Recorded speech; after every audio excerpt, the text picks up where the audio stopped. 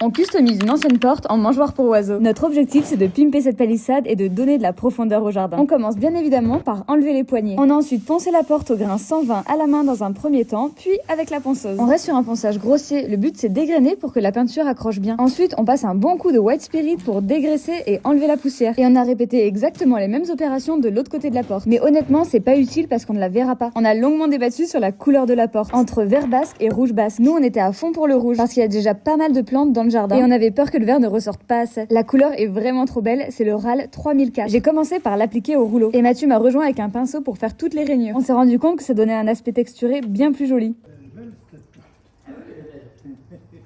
Après un rapide passage de l'inspecteur des travaux finis et une deuxième couche de peinture, on est prêt pour l'installation. Pour ça, rien de plus simple. Dans la palissade, il y avait déjà des crochets. On n'a plus qu'à visser ce petit bout de métal en L dans notre porte. Désolé, je sais pas comment ça s'appelle. Et pour un meilleur renfort, Mathieu a fixé un tasseau entre la palissade et la porte. Je trouve que le rendu est déjà vraiment incroyable. Mais on a décidé de rajouter 2 petites nichoirs. En ce moment, il fait super froid. Donc pensez à mettre des boules de graisse pour nourrir les oiseaux. Une dernière retouche de peinture et voilà, c'est terminé. J'ai hâte de voir au printemps avec les rosiers en fleurs.